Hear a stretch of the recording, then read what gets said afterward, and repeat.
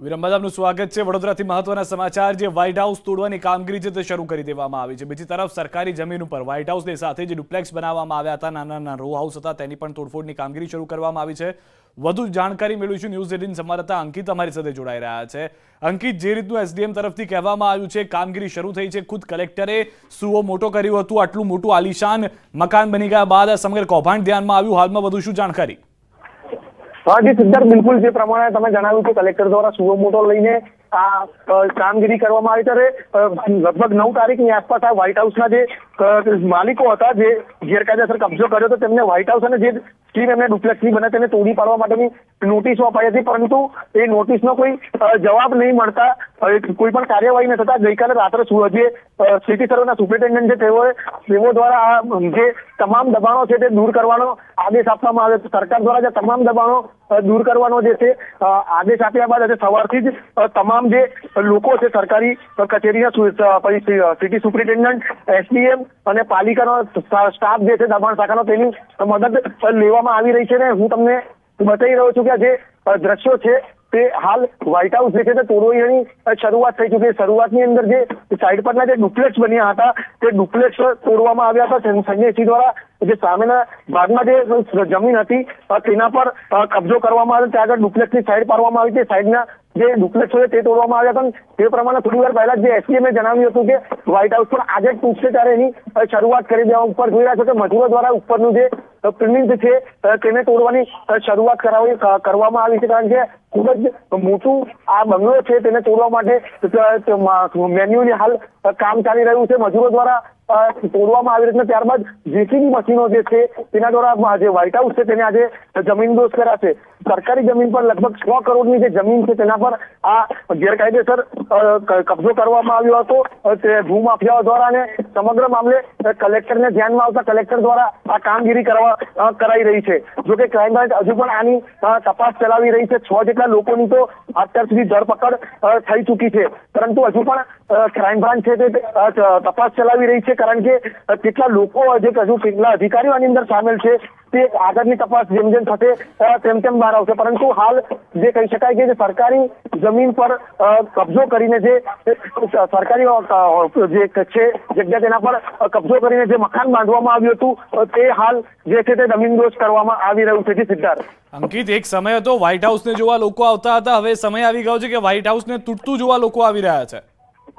જી બિલકુલ સિદ્ધાર્થ, એક સમય હતો જ્યારે આ વિસ્તારના લોકો જે અંદર ગણગણને વાતો કરતા હતા કે જ્યારે આ બન્યું ત્યારે આ વિસ્તારનું કદાચ સૌથી મોટું આ ઘર હતું, એટલે એને નામ જે છે તે વ્હાઇટ હાઉસ આપવામાં આવ્યું હતું। એક સમયે લોકો આ ઘરને જોવા આવતા હતા, પરંતુ આજે લોકો જે છે જે કદાચ આ ઘરને તૂટતું જોવા માટે લોકોની જે છે ભીડ જામી છે। સવારથી જ જયારે લોકોની અંદર ખબર પડી કે આજે આ વ્હાઇટ હાઉસ તૂટ્યો ત્યારે લોકોના ટોળા ઉપસ્થિત હતા, તેને હાલ જે છે તે આ વ્હાઇટ હાઉસ જે છે તોડવા માટે લોકો હાલ અહીં આગળ ઉપસ્થિત છે। અંકિત, અંદાજિત જે વ્હાઇટ હાઉસની સહિતના મકાનો છે, કેટલા એ મકાનો છે કે જે તોડફોડ કરવામાં આવી રહી છે, કેટલા લોકોને અંદાજિત આપને ખ્યાલ હોય તો અલર્ટ થયા હતા, કઈ રીતે તેની કામગીરી હતી, ને હવે આના પર સ્ટે આવ્યો છે, કેટલા લોકો પર એ જે આલીશાન મકાન પોતાના બનીને તૈયાર થવાના હતા તે ચિંતામાં છે? આજે તમને જણાવ્યું સિદ્ધાર્થ કે આજે વ્હાઇટ હાઉસ છે તેની અંદર પોતે સંજયસિંહ પરમાર જ રહેતા હતા, જેઓ પોતાના માટે આ વ્હાઇટ હાઉસ બનાવ્યું। સામેની બાજુ જે સ્કીમ છે તેની અંદર હજુ બાંધકામ જે છે ચાલુ હતા। લગભગ 7 થી 8 લોકોના અંદાજિત દસ્તાવેજ થયા હતા, બીજા પ્લોટ પાડીને તેના પર જે ડુપ્લેક્સ છે તે બનાવવાના હતા, પરંતુ એની પહેલા જ જે છે ત્યાં સમગ્ર મામલો કલેક્ટરને ધ્યાને આવતા કલેક્ટર દ્વારા ફરિયાદ કરવામાં આવી। ત્યારબાદ આ મામલે કલેક્ટર અને ક્રાઇમ બ્રાન્ચ તપાસ કરીને આજે મકાનો છે તે તૂટી રહ્યા છે, પરંતુ જે અંદાજિત 5 થી 10 લોકોના દસ્તાવેજ થયા હોવાની જે પ્રાથમિક માહિતી છે તમામ લોકોના ક્રાઇમ બ્રાન્ચ દ્વારા નિવેદનો પણ લેવામાં આવ્યા છે, ને તેની તપાસ હાલ જે છે તે ચાલી રહી છે। સિદ્ધાર્થ, આભાર સમગ્ર માહિતી બદલ। હાલમાં અંકિત જે રીતે જણાવી રહ્યા છે, વ્હાઇટ હાઉસને તોડવાની કામગીરી શરૂ કરી દેવામાં આવી છે, રાત સુધીમાં જમીનદોસ્ત કરવાનો પ્લાન છે, પરંતુ અનેક એવા મકાનો છે કે જેને તોડવા માટે જેસીબીના પણ મશીન મંગાવી લેવામાં આવ્યા છે।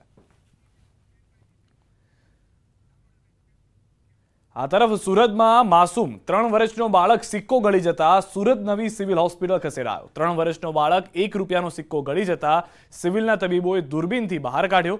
સચિન વિસ્તારમાં રહેતા બૈજુ દાસનો 3 વર્ષનો પુત્ર આર્યન રમતા રમતા સિક્કો ગળી ગયો હતો। સિવિલ હોસ્પિટલના ઈએનટી વિભાગે અન્ય નળીમાં ફસાયેલા સિક્કાને દૂરબીનની મદદથી બહાર કાઢતા પરિવારે રાહતનો શ્વાસ લીધો।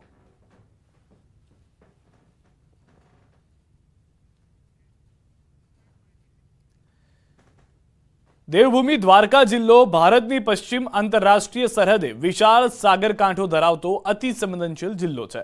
જિલ્લામાં 24 ટાપુઓ આવેલા છે, જે ટાપુઓમાંથી માત્ર 2 ટાપુઓ પર માનવ વસ્તી વસવાટ કરે છે, જ્યારે 22 ટાપુઓ માનવ વસાહત રહિત છે। કોઈ પણ વ્યક્તિ ધાર્મિક પ્રવૃત્તિના નામ પર દેશ વિરોધી પ્રવૃત્તિ ન કરે તે માટે આ ચુસ્ત સુરક્ષા હાથ ધરવામાં આવી।